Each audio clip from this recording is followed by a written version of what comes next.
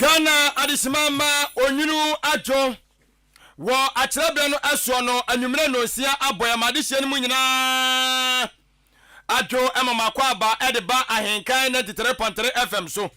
akyem aboabo ana ebutuo maame akuafra akoma batampa studios ana yesi enkonya o Michael ko Ghana mu ensem ado ensem twafo adawro ma watra kwadwo apo kasebo dem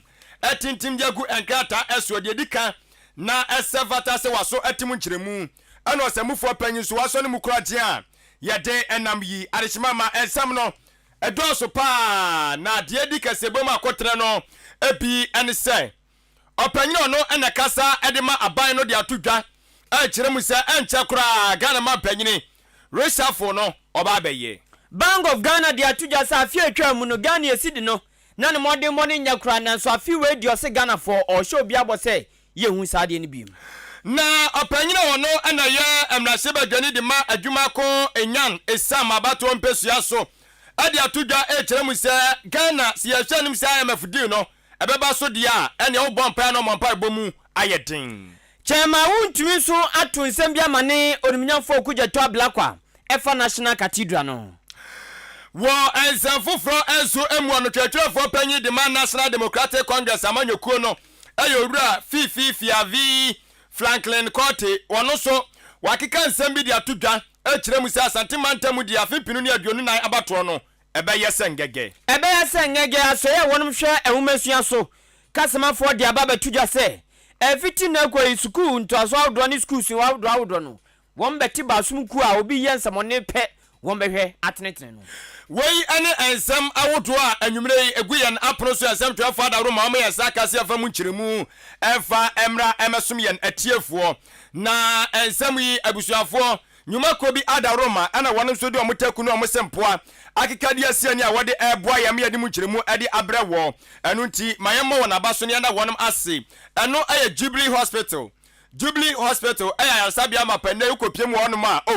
eni entempa so no na wanya apomde mapama no matimi akonkan Ahenkan 93.3 FM ne kasabde tetrata de chimama enne so obodwa tode wo dawura na so dwumadie bia wudi bia bese dom asote na omutu wana mo no wo de down yen ne de tomframa mu a nipa beba ama dwumadie so aye krabehwe ena afi Bimpoma Plaza Hotel B Plaza Hotel so mayesika Ochiman Development Association so kan ubi enanwumre information centers baburu aduonum kwa duosia ebi ewo bono mantem obi wasante mantem na dodo na ewo epoe mantem wo mabiem seku ha okọ achim okumani aboabo se ya aka abonhwa wo mabiem seku ha ejigum yiro asepo asoche no mepato fafa 0594 841045 dwenche no 0594 841044 text message and WhatsApp yibedwam amaw and Facebook and YouTube nso o search Ahenkan 93.3 FM awon sabekan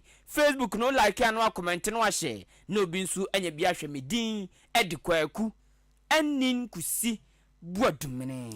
adwen pa hene kofi mensa adwene papa na papa endi wanimu kan afiade shimama petakra na efa yiwasum ensem ne mu enkyeremu no enie yese ensem no asia na abusuafo enei ayade so obia sore anopa na wakwa be fontentan so no ne ni kotwa masa kwa hwede ekoso na oyhwede ekoso awia na fe wode ne kasavide no so ade atodo to kasavide ahodo wo Michael Ghana metitu ni Ahenkan 93.3 FM na waba na som na otie owia kasamfonyini bi so agya na nidi ho no na wo so de ato na wo hwe ne nyina ne se obi a hwe anim se free sabe mu ade kwode aban no ana na doda kwa kufado atua anim kan no ya hwe anim se wo betimi enso aye na aban mu sa kyeraye na atimi aboa ma no matimi akona nim esanse empepam no ekase asoafo ni binom do mu dibre enso so ede atotoro to wono ma wonom cheso muntimi entongu so emu adwuma fa moa aban no ebiem na amanfo nso asu agu aban so saa se aban hwe no anya sakyeraye ewo na mamuo ni emu saa se gofo bi o ma se bi ehunu se wonom nim die anaso omototo bi o mo eye no emwa emo Michael Ghana enso enkona nim na eno nam so ebi ama eye opanyin no ana bana obambo nsam ene amamu adwumadie emu a wa abra na dan kwa kufa na pipi abai ewo so no na kasa enso ede efa ho ede ma wone mo eye owura Paul Grave wa che dan kwa wɔde atodwa ɛka kyerɛ Ghanafoɔ nyinaa sɛ obiara nom suo ɛnkyɛ wɔ pɛ ɛsan sɛ de twɛdi apɔnyankopɔ yɛ yɛka sɛ wɔyɛ ne nneɛma wɔ ne bra ɛsɛ fata mu no saa pɛpɛpɛ ana Nana Addo Dankwa Akufo-Addo Ghana man panyin so wɔyɛ ne nneɛma ɛwɔ ne bra ɛsɛ fata mu ɛno nti obiara no ɛntaa me kutu na wɔnhwɛ ne mu sɛ Nana Addo Dankwa Akufo-Addo ɛbra ɛsɛ fata mu no na aban no ɔbɛyɛ mu sakyerɛyɛ ama nneɛma timi akɔnkan na ɔpanyin kyerɛ mu sɛ ɔhwɛ Nana Addo Dankwa Akufo-Addo sɛbisɛbi onimdeɛ a ɔbɔ adeɛ Nyankopɔn de adom no so ɔmfa toto nneɛma ma Ghana kɔ n'anim na ɔgyidie wɔ mu paa no nti so ɔde tumi hyɛ obi ɛnsa na ɛyɛ adeɛ so onim sɛ saa nipa no wɔn na nante akyɛ nipa no onim ne su ne ne ban onim sɛ de dwuma no hyɛ ne nsa obetumi aboa dwuma ma nneɛma tumi akɔnka nti na ɔde dwumadie no ɛde ahyɛ ne nsa no ɛno nti sɛ kɔba sɛ agya ɔgyie de afiri ne nsam a ɛwɔ sɛ wonya nyinasoɔ baako mmienu mmiɛnsa bi obetumi agyina soɔ na wɔtumi de agye tumi no de afiri nipa ne nsam nyɛ sɛ woyɛ yɛ asɛ o Ghanafoɔ sɛ ebia nipa ne yɛmpam no tini apam no ɔse daabi yɛnyɛ ne saa ɛno nti Nana Addo Dankwa Akufo-Addo ɛnkyɛ ɔbɛyɛ sakyerɛ ama yɛn nyinaa yɛso ahu sɛ ampa sakyerɛ na ɔbɛyɛ no ɛde nneɛma foforɔ ɛne nkanya sonko de bɛba aban no mu ama Ghana tumi akɔ n'anim ɛno akyi no ɛna ɔpanyin no ɛkyɛ n'adwene ɛde afa ɛnɛ asoafoɔ mmienu a wɔn de ɔmo de brɛde ato wɔnom ɛyɛ ɔsoafoɔ hwɛ dwadeɛ no firi dwumadie no ntotoyɛ ɛsoɔ no monyamfo alankwadwo kyerɛmaten ɛna afei ɔsoafoɔ no na ɛhwɛ nnuane no kuayɛ dwumadie ɛsoɔ ɛno so yɛ Dr. Owusu Afiriyɛ Akoto Owura Paul Grave Boakye Dankwa kyerɛ mu sɛ wɔgyidie mapasa ɛnkyɛ koraa so Nana Addo Dankwa Akufo-Addo betimi anya nkrɔfo a wɔgyidi ɛpaa so betimi aboa adwuma aboa ma asoɛ mmienu yi ɛtimi atu mpɔn no ɔde dwumadie no anasa asoɛ no ɛde ahyɛ wɔn nso ɛnsa wɔgyidie so betimi ayɛ adwuma aboa ma betimi akɔnkɛntia no so ma Ghanafoɔ nwindwene ho pii wɔse sɛ Nana Addo Dankwa Akufo-Addo ama nkrɔfo bi atena asoɛ bi akyɛ no wɔse no so aboa bi ama Ghana yɛtimi ɛtoto nneɛma ɛyie. President Nana Addo Dankwa Akufo-Addo is very confident in his mind to deliver the promises that he has laid out to the Ghanaian people. And also, we are no doubt in our mind that President Nana Addo Dankwa Akufo-Addo will find very suitable replacements for both of them in their service to the Ghanaian people. I have seen that President Nana Addo Dankwa Akufo-Addo has been extremely confident with ministers and appointees that he has worked with and has seen their deliverables. I see that the consistency with keeping ministers at one place really brings fruits and results. I mean, no doubt in my mind that at the very right time, the President Nana Addo Dankwa Akufo-Addo would do his reshuffle as people are expecting. I mean, no doubt that at the very right time, the President would do that. But at this stage, as we speak, you are aware that government has bigger issues to deal with. Enti sabre yi pa ye wo media Nana Addo Dankwa Akufo-Addo Ghana ha wa dan so no enye ha oketwa nti wo se onyanto boase on bepe ne ho bia kopon ne se na se nkotu ne se ma mogya bia ampram no wei aye opanyina no eba na obambo nsam ne amamu adwumadi ntotoye mu Nana Addo Dankwa Akufo-Addo amamu yi mu no wono ene kasa de ma aban no na wote ne kan Owura Paul Grave Boakye Dankwa afi piri ne aduonu mienu Ghana sikasem totoye na enye tutu ade ma obi asabi onim sikasem ntutua kra hu se sikasem nye no dollar na ekosoro kwam Ghana esidi no etiba from wam na eno nam so ma fi Governor Dema Bank of Ghana BOG Dr. Ernest Addison de aba betuja se afi atwam nyamianim ne kroni na ehu de esiye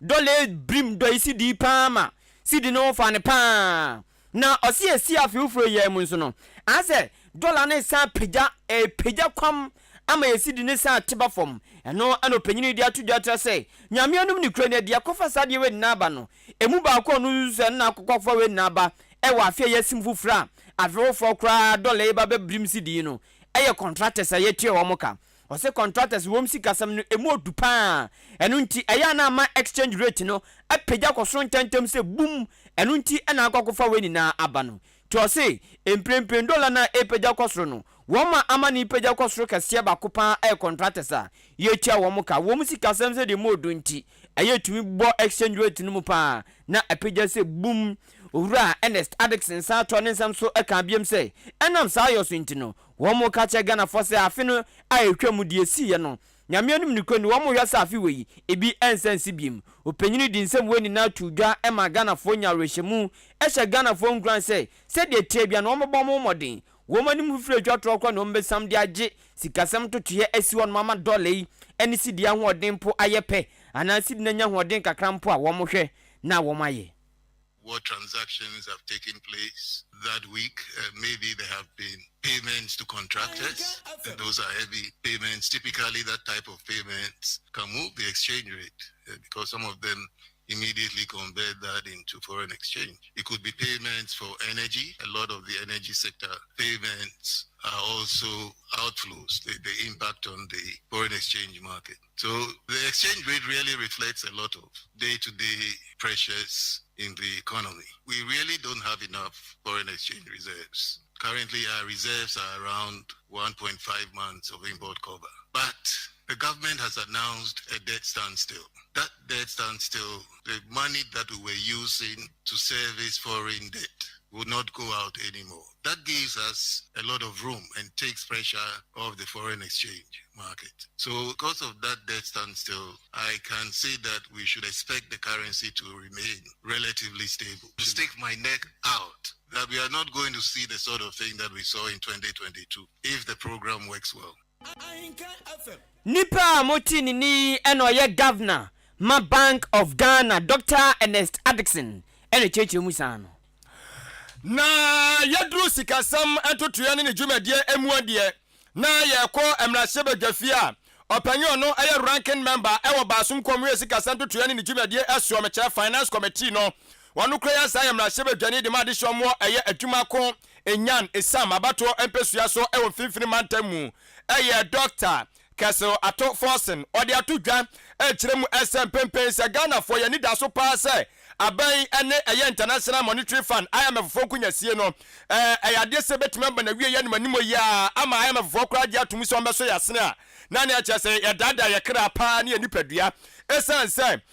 san kunyasie na ekoso wo Ghana aban ene IMF fo empanyufo entamu no wotra se eye ensankaye bi wo mu a anase ne kwasem bi ewo mu a ewo se Ghana aban da na di ade kire IMF fo nanso aban no eye katasho mu aso acha so mpese obebie ensem ani ekuro no omiamia nkyesa so obewoye ni ama IMF fo mpanyufo ahunu de wo mu pa ne de aban nya na adwu so obe ne sa ana sabi mpradua so IMF fo no so omani da ote se abon wo omo ntranom se twafo fafo matiko be so manum enye ye de biara eda nya de so mbepene enu nti ene pempen yi owura eye atofo se kyeremu se Ghana fo enhyeda ente eye IMF fo no omo dwumadie ne omo hyehyɛ ya sɛ de sebe ekɔ so omo bɛboa Ghana so omo bɛboa ya ne yentimi tenwo ahwe no na ɔkyeremu sɛ aban no ede atodwa kyeremu sɛ pempen yi no wɔde eye ntotue bi ede aba ɛno ɛba bɛboa na ɛka yɛ de no yetimi atuatua bie na afi yɛ kɔse yɛ kwakɔpɛ bi ɛsɛ betimi aka bie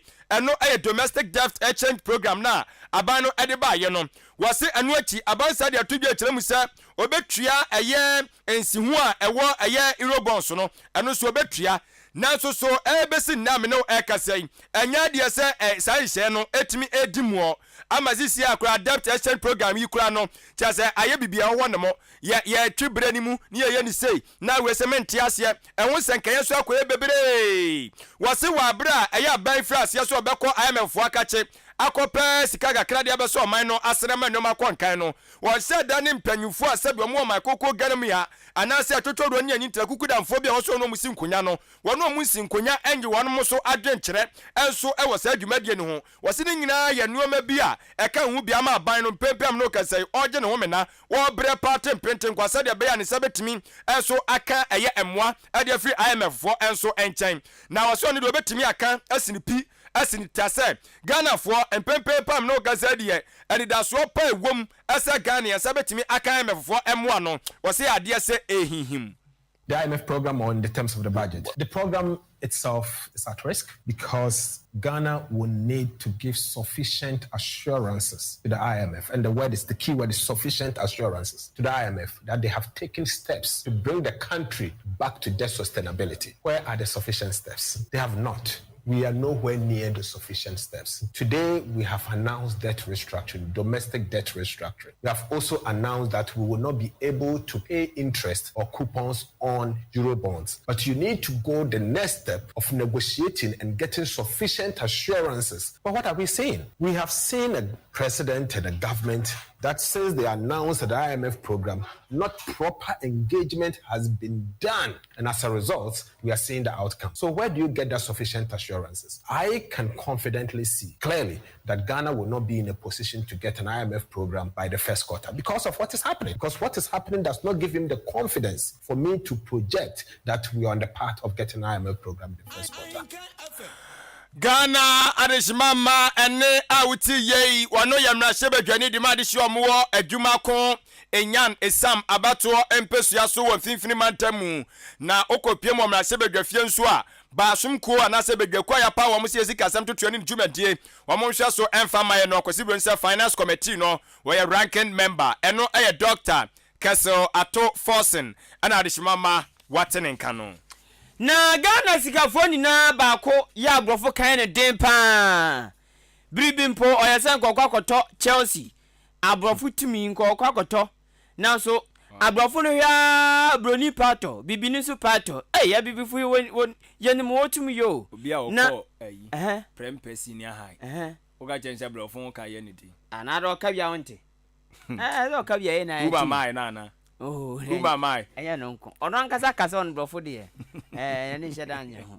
enti abrofo yendi na oba broni o ka fante pa am se na efe keke ni na se wate Africa fo wonka most motum se yaze ti pa de be ma chema wontumeze on nye adwuma enom de ma broni si tam ena broni ne toy nya sanka ska chema avanto de ko betimi ato nipa me kansa na se me di no adanse yi eye Asante Mantem Jonto nipa ni New Patriotic Party NPP amanyokunu Owura Bernard Entwibosi ako dodo na san manefe no chairman wuntumi aka no biemo na radio ohweguo no otwi mu na asoma aka ni na ne se National Democratic Congress NDC amanyokunu amanyoko bia cheze ensem fatankwa na ya wo mkande for NPP for botani na ne se be ya wo manfo agi wo madi womanfo ebe pia NPP amanyoko na to baabi won betum futuro go manfo ni aka nsama enim ene de dane de anya de na wom dane no na wom de ama omanfo ni na ne se wom ani bere NPP fo nti na chema wontumi se saa na monto ni saa adwen na NDC fo fa abri bia besi bia na wom de amanyosem wurawuram eka nsama enim eka no nyonyonyo de nso kra bonzo madan na nyonyonyo ose saa suban no enya de be yadwuma ne ayadwuma tena die nti okasa ne se ose ade baako NPP amanyekoi ka banu dani omampani nanado ehunu na opeso ye de bo oman konkron Ghana eno ne aso dan kese omampani beso osi National Cathedral enu sei NDC for kan wasema ka obekona se womanu dan wo ka medonyame aso obi a wayira ya ma na aduane so ndi na no se ham womo ka omunya bi na ose baako bi omondo ha adwen pa eyemra shibjoni mo manfo north town abeto mpeso aso onumnyafo Samuel Okudjeto Blakwa ose onu de te so ka omre na yase kasa tenten so emakompo enu nti onyere no nka kompo nso de obenya bi na momo aka cha ne ene o chan se chema wuntumi si National Cathedral NBB vosi no adane kakai ama onumnyafo Samuel Okudjeto Blakwa ose adane ade bi asanado ehwehwura no etete no se unim se ompanya mio se nso osumbusumo so osum hwan yo untumi hu enti adane kaka na edu anadwo ehunahuna onumnyafo Okudjeto Blakwa enu ti chema wuntumi se ne dede oye fa wunna no nya no mpu no mutie de nyame aka no eno no mbaye enu ti wo mtwe mu tan ne abetene ko epempo a National Cathedral ne de wo mbesi na emom okama na to endis famanyoko na no asum se dede bia wo mbaye ene atwentwenwu bia wo mpeso mbetwentwen mo nase wo ho se de bia National Cathedral ne se ne enkoso ntem no wo se wo mo ye ne se den krampo a wombesi National Cathedral no chema wuntumi esande to so ka biem se sab mpenfo bogba bi se kwancha de afie diska na ye enu nti o se wo meda National Cathedral asodan no o se wo se wo mpe ba bi nkreti nyoma bi a se bi obi wa manone ana obi wo mamu ne se kana koma peso ye emwa disika bebo a nipa no betumi ede afo watu sika betum se kukron na ede asi National Cathedral no ne nsem ni tebese okuja tabrakwa minim fito kusibuaten ati mo mu na no ase se wanya bi no wantimi afa bi akwan komana mengu na no ase asore da no so it can be delayed but they cannot stop it asore da no besi eti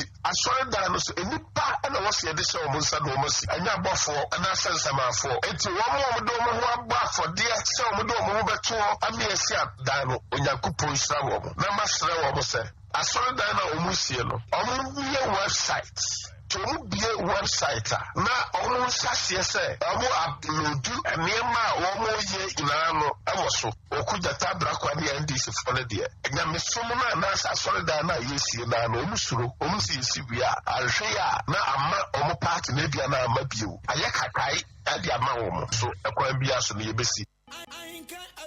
chama wuntumi anu di nsam eno no na owura Reverend Kasiebo aten ono na ye twatwofo panyinima Board of Trustee Man National Cathedral owura okujeto blakwa ede subo bi bo no se sikaboti 2.6 million Ghana cedis papa yi anya kukuduo de nsa pem ne bo pam de sabi entokwa ba fie na oka cha ne yere se gina nche na me ne bema anya kukuduo afasikai atwopo nanum eno na chema wuntumi che se he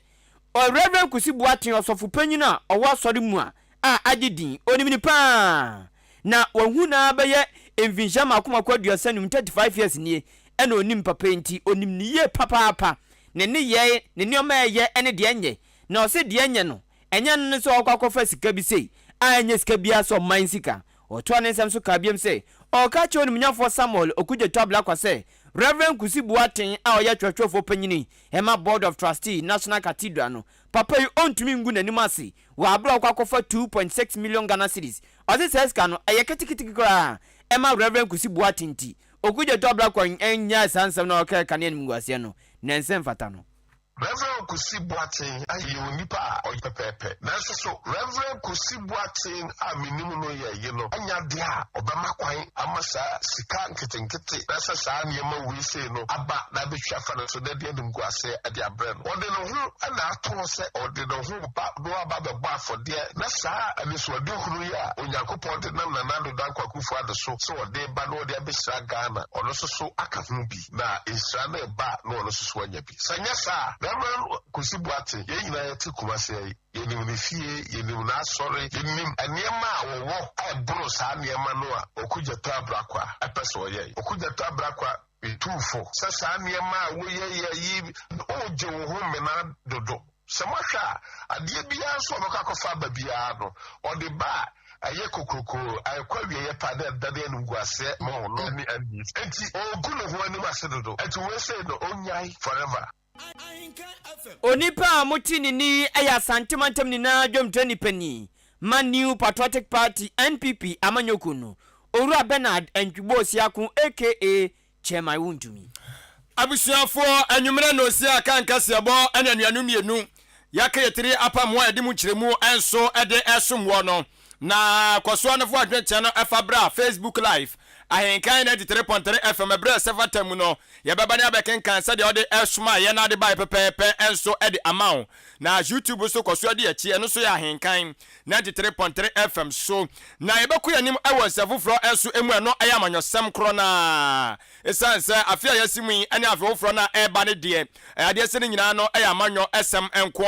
dodo na no ena wobetie na ansa na no maye na Jubilee Hospital for ase say nei onoma da romanti wonum ehwema pomde mapa enso so timamufo a wo timam yanom ensa etimi eka na Jubilee Hospital eya bia ya akopiem wonoma mepacho se wankasa na onipaduane baabi enso so edodo wo anase ontia po onipaduane baabi a anase wodihie bi a eho na wo so de ne kwa Jubilee Hospital asam na me eka sanse ye wo wonum a mo ehwe eya pomde dwumadie no enso so eso atese wonum tiri wabo bi onim de pa na okoduro so a mugina so ententene ekosise ho ebetimi enso atowo mepacho bedro mu ewo yaso e honum a ye obia ya wo emfidie pa abafu fidie bi eguo no de wie eye hwehwemu ehwe onipadua ni mu moja adonso ene sabio eye wajanan enso emuhu yade potea onipadua ne etimi aboa so ama wo ano enso edo ne etimi enso aboa ma yade no etimi enso atu ayira nanu achi no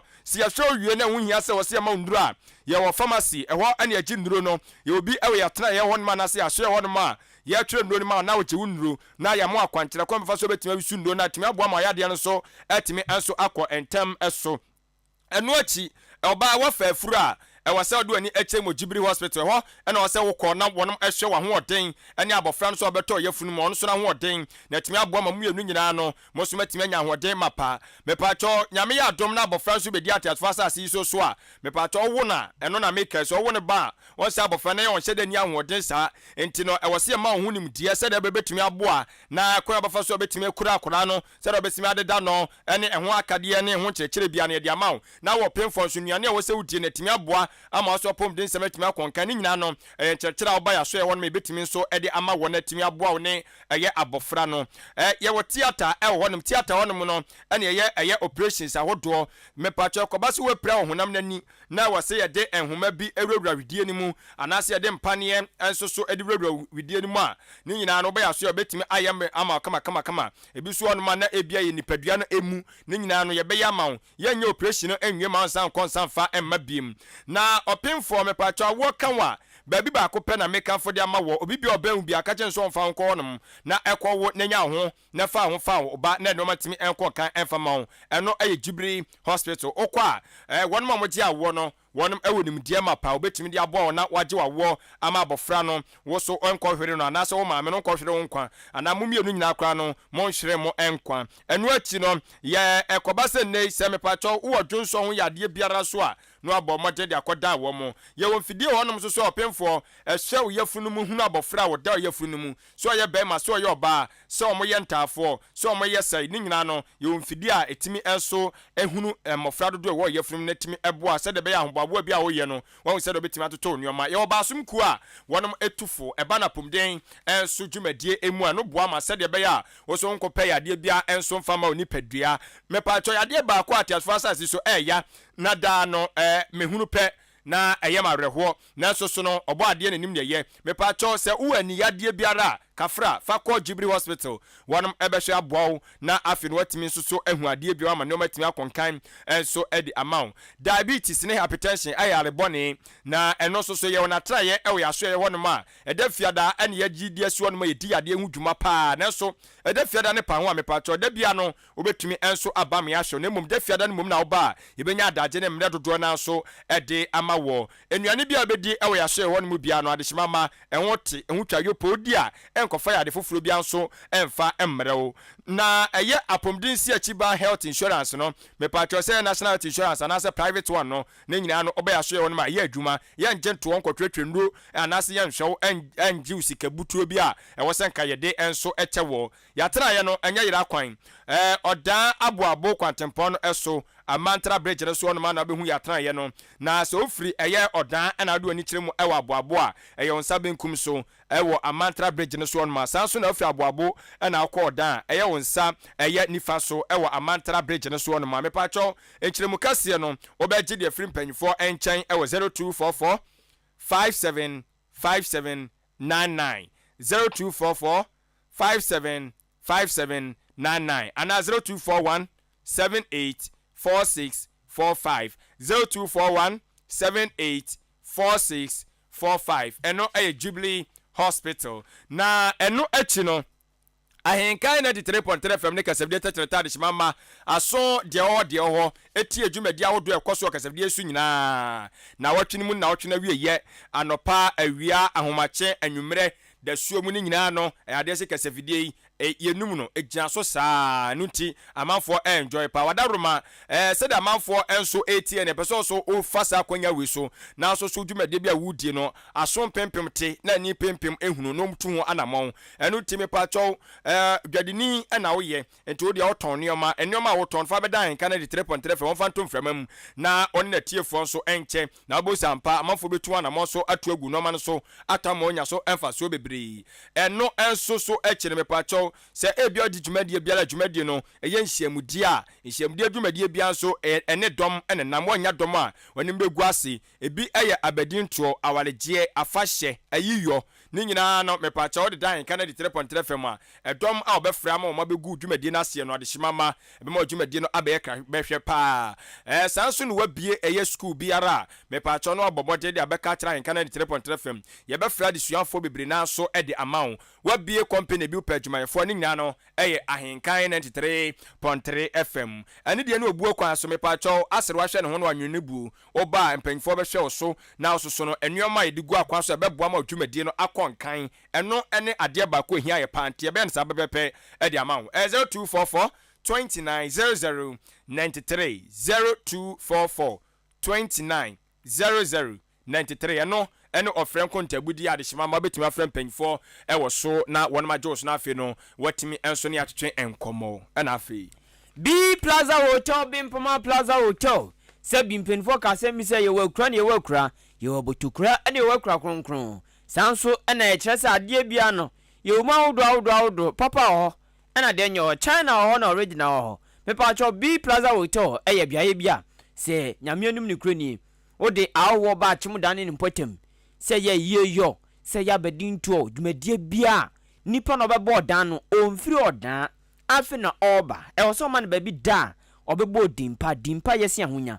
enye pepe nkoma no manhwe de bi na oba kodon na oda hotel ana se guest house bi mu a na odema odo na nteten nanam ho se ohun so bi dida eyipa no ne begu ho no mu so odida na ba beto no mu ohun ese ha dwempa enum guase he pacho odi owo bampotem yase a mane nda ba bia woni mu nyam bekosoro eye B Plaza Hotel Bimpoma Plaza Hotel edin abagibia no de enipa pe bia bi wom home appliances bia bi nsu wom wom wodan bia fa nipa duasa 30 a mo betumi ay conference wono mo kama obi antemosem air conditioner wono mo edan bia TV set wom empa wom sanso na air conditioner wom empa tenten kase kama wodru bibia hyehim a okwa wasom dwo pa bambon sem eye tight ena afi wom anyina mahoden so nsem de masa enko wono mo abribia na light gina so baby awe park car taxi moto aboya enu mfide nnasi nso ekwanda hobagayam achimodan MTT di kwan so a otra womo a wonsa benkum ena obenu B Plaza Hotel 0249 855 396 0249 855 396 ana 0243 118 500 0243 118-500 Ochima Development Association say enkabom abribia ye enkabom ye de praye na emfanton se praye yi ba kwa ebu a efu pa na ebuma ne bu eden untumi mpo ene wabum ti om se bra na enkamom na enye ntoboa enye mpuntudwuma ti obama 10 cities ene registration ene waboma wienso no busumi bia betua 10 Ghana cedis ene diem Brian KFM Frontex nebe registration ana 0594 467 029 0594 467 029 na oni Ochima Development Association empenfo ndin sa woso ewo Ghana de simama afe ye koyanim ewo eye ensa foforo enso emu mo piafo na yedemu ekọ eye NDC amanyoko no wanum akache National Democratic Congress wanum twetwefo panyine eye owura Fiavi Franklin Court na odensema do de atodwa ekiremu ase ene se o hwe se de afimpinu ne aduonu enan no ehunhuru ya afrase ehuru so na ebobọ ba no atise ensuo bubọ mu na pese etona na chese eyade se amanyoku awodo no bia ni abra anya de ketwa na ye ka abato nso pa de ntimi nka enya santimantem enso emfirimu na ahwa santimantem so dia na wode eye o mabato dwumade de gu nsane ani atumi se abra bia beto aba bia no na chese o moto aba ne bum e de Man New Patriotic Party MPP amanyoku no enu nti afi owura Fiavi Franklin Court de atodwa HM SM NDC amanyokora ni abrete se krodom se asante mantem afiwe nko ade on behye se abato no beso ebetime anya dodo na ade free eye asante mantem wose ohwe asante mantem a ye wa abato empesua no mako aduanan enso 47 constituencies eno entino se ohwe se de da bia so moto a na NDC atimi anya emu enkunya titurum na hyebedafie enkunya no ometime anya ne kase akora na bia enum anase ensia bi no wo chese ha twene pa enu nti afiwe no ani omubutu no malize oma lazy se MPPDC omo di besi ombe hia konkoden ahwe se ombetimi so enya emrase bedwafia kunya dodo na nye no ko ane aye ade asi omani so omo san so behwe se eba no aye mampanyini so akunya no so abato no so a ene nipa obetu frank adema endi samanyuko no wa santimante obenya madodo na so ede afiri wonom otese na mo wo mo de agu akwan so a wonom enso etuo eno no na eno no odi to dwatirem se wohwe bre bia endi samanyuko no asantimante mo bebo mo de nya mano dodo na ade afiri wonom no ya na timi boa endi samanyuko ni pa emomo eba ban mu enu ti ena sanji hye wanya no omatimi so de agu apono eso wode ensam wei atudwa wabra na endi samanyuko no titenani eye Owura Johnson asiedu nketia aka eye General Mosquito wodi eye NDC amanyoko no mpanyifo no anim do omkwa santimantamu se wonom enko na enchekora no eye wonom internal election na je so mabato mba betoto ade ayeyi eye de obetu frank ade ama omo ane afi so omo a ombe prem na sibedwafia kunya no wo mansini wodo so ane empesu wodo so de ama wonom no omkwa ye ho enkyerɛkyerɛ ade kyerɛ NDC manyoko no ma no ane ode sansem we atu edwa. Ashanti is important because Ashanti has 47 constituencies, the most populated region as far as the country is concerned. So if you want to win an election, you have to make sure you do what you can to get as many votes as possible in Ashanti region. And we are going to make sure we have a good chance of getting as many votes as possible in 2024 in Ashanti region. We are not going to surrender Ashanti region at all to MPP. We believe we have the capacity of getting far, far more votes than we have at the moment. We are going to make sure everything is done to make sure that happens. You must appreciate that the regional executives are in charge of this region, and we've also brought along the regional council of elders. So as far as this region is concerned, they are in charge of the region. We've come from the national level to simply assist the process. So effectively, that's about as complete as possible. So once we have the national executives here, and we also came along with some of the members of the national council of elders. So you could see clearly that we have everything set up to make sure that what needs to be done as far as the Ashanti region is concerned has been done. Abusuafo ene a wote no wasumwen wano ayatwatwafo panyini edema National Democratic Congress NDC chiniya katamanso ekuo Owura Fifi Fiavi Franklin Cote enadeshimama wote nenkano enkrata na samanye bi efiasia wonhwe Ghana nwumasua so aba na okasemafo abede echema so ya wonhwe nwumasua so Owura Ernest Akosan kasa kyese womode ohwopa ne ehyehyefofro agu akwama eno no hwe se asuafo do want to school free SHS ana SHS awdo no obia bebu ade so wo private o so wo abanyo womode hye agu akwama ebema asuafo no ebu ade na womanya ntete pa ne atenatene papa bi Owura Akosa akasa na oto ne nsam so se afi eya asuafo no bi wia wo mo pa de mobile phone bi ekosku mu ko hwehwehwe niama na osi mobile phone eno kra hwehwehwe ho a wom de ye course be ma wo dormitory na oba so dormitory no mo ye course o wo enfa hia mo akire ha aguragura so be ko no hia no akire no mo na seni na mobile phone ya da roma no mo di pie wo ma po na wo so mo da no mo de hwehwehwe ni mo Facebook, Twitter, WhatsApp, Instagram ne na se fo mo hwe ni mo esem fata na abofra so de wakosua dia bra na wako nante a nimpom dodo no tse de sabi krama bi wako wiade de ababo na taso no nimpom dodo no odwodo no no moto sansa na se nani so ande de na adwuma de fefe ti onya wo ba fo ne sana ade bia ema na ni gine no ohwe enso ohwe ade po enwoma hunu nko a no di akire na ohwe o se mobile phone yusu no akoma asuafo ni bi esua suban bone pa e won to school awdrum na no enam so Owura Akosa ato ne nzem so se aso ye hwe Ghana humasua so e de hihye agu akwamu fa adwen se code of conduct e hwe tenetene asuafo ema obuo ene ahofama papa no ekoso no wo mu ba behyem kina pa na mu ayeden amana tumi tenetene asuafo ni ye openyini de nsem ne san to so ka biem se sankrata sama ebeboa ama code of conduct no mo tumi ayemu tenetene ayemu nsakaye no wo mu de hye agu akwamu wo mani abre pa ye ontotie no mo so mbehwem ye pansa da bia beboa ebema de wo mo hwe no wo mo saka afiri asuafo ne nchen ni nkyeremu ni Deviance system, but a combat other first of put in place. That's a message a bit senior Kately, and I minimize it rate. They are non brown, no, as you can and right. Any minister share no case or more crass in crass idea, a better dipping existing ones. And I say a code of conduct in senior, you know, almost me and society crowd, they are getting me a conformity to the exigencies. I went in Gaza and then who do someone read you mobile for power and karate see manipulative force, a crowd is exclusionary. So these are some of the things, but I will continue to engage major stakeholders and we have to minimize Korano, Subaya, Wama, and cost. Ora Ernest Akosa, and Gomotuche also ewa in kind 93.3 FM son of pay. Wa bro boba ofuri aman for the kutukume your tenasia. Wamutun Safreno ewa matro fosu. And Ora Akosa oye Deputy PR Uma Ghana Education Ministry no. Or this handsome win na etuja. No Ora Akosa atwaso no say. Afi atwamu no.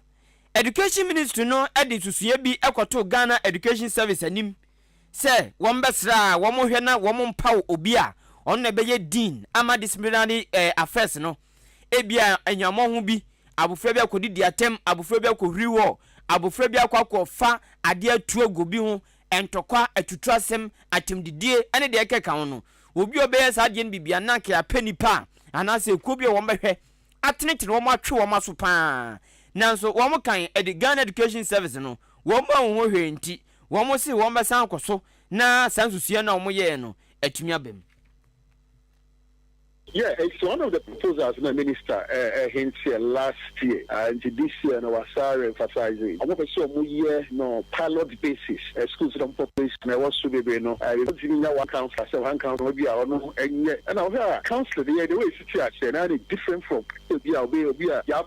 so ensure and so we still discipline and ensure we maintain discipline away in schools and the proposal minister they buy what I believe that Ghana Education will also act accordingly near home quiet and also be kind of behavior schools making about for Nipa motini ni aye Deputy Public Relation Officer na se PRO abedi akire emaso ya wonhwe Ghana Womesia Ministry of Education Ora Ernest Akosa na Ghana adesimama amanfo adwenkyira wonom enso ede aba ana yede to Kasiebo no so ede amamo na wo SMS no amanfo edo mo dia bapa na naserebo edi free Democratic People's Republic of Achiase ana odi aben wo kiremu se ebra na Ghana mampe na nadanko akufuado na wodi esika ede han private jet wemushan na odi kono odi eba sabi ebi mu kura mpozisu se no odware ewo mu ni ade no sa ben wanwene wo se Ghana sika besa wanwene ho afena Ghana sika sa wo se ka kire Ghana fo se ye mo na tua ka ye de hwana mo awo se sika na ade dware wie mu no kwajense sa na fa bra na ba fa betua oka eti eno eye na naserebo na zo dia wode aba eno no na owie ye no ena master planner junior aka Kintampo Kintampo BMW eno ade aba no chem se aye onimanyafo okrujato abrako no aye mlashebe dwani di made shomo no ton abato mpesu aso no wo cheze papa no wo pe kasa papa kasa nso o kasa kura so so ana kaye no kwasem kura di ankas enke ye befa ne sa atro koten ene wo ka atro anu kwasem ba kokura mpo senta ahun kontopo na otwa nso so wie pe na se de da wo pese ne din bank atamu newspapers awodo mu na ya kenkan na nsem twerofo wonom so so musika ta fidie so no mo kenkan ane kasafoni so no mo kenkan da bi opese ne din ba eye ensemu anase kratam Ghana fo kenkan bieti da bia so be kasa na osema Ghana fo ntie papa ne de biara da mummunua party manua kase bi fa simu asum sanse ne sema okan mutia emwa mo propaganda no ye watia Bernard Dr. Bernard Okoboy waso ono so enche ono eba be ye Laziokuku parliamentary candidate di ama MPP yo yate agenda nyame asase owie ye no na wesu ye fe no yasemu NYBYOA asantimantem ye de ba kwa de bekenkan o chem se ono so tia doctor osu afiri akoto na o ka kire ndisi fo se wo mo di atro no mungusu ani amungusu ni atro no san fa kire Ghana fo na de o mo mrebe so ena ono ne di aba we se Ahenkan mo ye too much adwumade a mo bɔ no de poema ntam ya obia no betimi de ne ho atoto mo na ɔso ɔkyea ɛyɛ maame Agata Ukraine ɛna afi officer wɔse wɔn nyina ɛwɔ ɔdan Morning Star yate wɔse Kasiebo de dem pa Yakopɔn hyira yɛbo asamo KKB ɛna ɔso de we free ɛba yɛnkɔ Facebook wɔ Facebook live na BB kaswa ɔse wɔ America Town aka Hawanie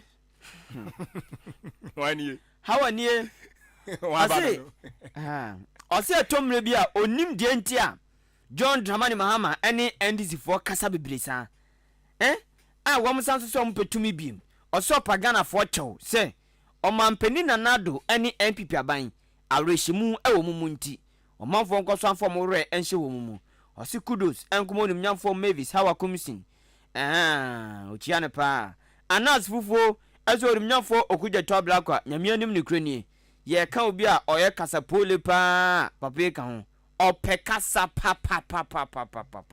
ɔso pɛ kasa pa na de na National Cathedral yi waka ho asama kan ada onye Kristoni ana obisa no aka Benito Tuaso anas fufuo ɛna de sa adwenchewe ɛbai sɛ John Bososo ɔse die ɔmampani nanado ɛne Dr. Baumia ɛne onimnyamfo Kinofurata ɛbɛ bia no ɔboa ɛmfa sense wo mu Ghana fo nem wo mo kyena na wo ne na so kyerɛ sampa Ghana fo mfa wo mo kra momma ɔmanfo ɛkyen kom saa bresa aden ɛno na ɔkasa ti ɔse nkyɛn koma owura oze ebuakwa not PC hopeful osi ochia no ɔwan hene akwasi ɛchampon kwache ɛse kane ɔsɔfo no hwɛ enuane ani kwayonsem so Dr. Owusuafi Yakuto ɛse he will continue to support the government yate ne kasama fo ba kwa pia no nzi na dey want him ode because I support I dey want him say bia otie kire no be hu ni na wo mkura wo kan na yemfa na kwata nche na be kam yafa say you also support na ayo kwa be so obego nsu ama aban na no be say bia mi so obe kɔ center sene district ne ayi na do won prima mpanyini biem enti ezi a wo beboa no kwa be so na beboa no wama otumi di na fa boa no no se wagya tumi na to wo kwata nche aboa no oboa no kwa be so ma yenyine ye ho na Samikwe ase ono so when former President J.A. Kufuor was building the Jubilee House, NDC and their colleagues said questions about it. Next, or say, Abra Kanema Pinura J.A. Kufuor si Jubilee House, NDC for Twayampia, and then they, and no one by better now on the movie. On Tiayampia to the baby a yawo na Okabesi National Cathedral, and his voice Tiatituni, say Samuel Okuja Blackwa. Woman ya bre pochro mo WhatsApp nkyerene e kaseti ano eno wasem e na oka wanum si osi ochia MC Anita Love obo emisa ochia ne pa eni Minister Mavis Hawa Komisin ochia ne papa Master Planner Junior Kintampo ese nyame anim ne kure news no edem pa papa no se okuje to blakwa an no pekasa sa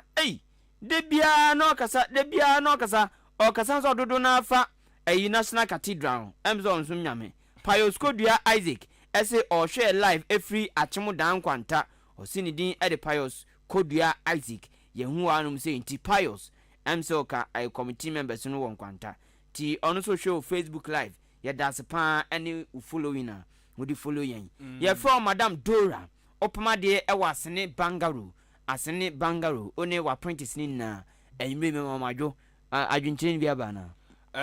ayi WhatsApp no na we so kire mu se Nyankopon hyira ni adwumaden a yebo na o kire mu se ye to aketuam na ye to utility bills so emu ana ye tuwem ye ntuwem si ye tum ni ye tum na maachi enti owura forcing Jungle Town ewo achiase ana odi free de baaye ti ye tuwem ani ye tum na aja aketua ntumu no anyina moden kan ya no so ndua ubetua ai ese a misko de ende okan ho misko okan ho da bia misko de man kan ema ani ono so kura ai okruja to abrako ya na wo jam ne kakra ani wo kire mu se a misko spirede odi free Kasua Republic onu kire mu se nyamia nim ne kure ni wo se nyina ya boa na nado dan kwa akufu ado na economy na atete aprase no yɛtimi hwɛ ne yɛtoto ne mama ne ɔma kɔ n'anim ɛna wɔno ɛde aba Jefferson Saki wɔkyerɛ sɛ ɔno nso ɛna ba bɛyɛ Ablekuma Central parliamentary candidate ti ɔno nso wakyea no wɔ ha yɛate eti yɛmfa nsi ai yɛde asiɛ kɔ na adwoaboadwoa wɔ Asante Atwamamentia ne nua kuma Suman aka Solo ɛda fam ya akwanhyia ɛdena tɔ nananom ɔnseɛ do ya ɔkɔ adwuma ba wɔ Amadu one antie fiefie ni owura agyare ade atoma nipa monkafra ye madamfo agi option ade kɛseɛ paa na ato ani no dodom sie na atuo no Solo ye nipa sɛ nyame fa ne kra ensie yi na anti adwansia wɔ akyemesubua anti adwansia na ne paa abrobe bi ɔde bae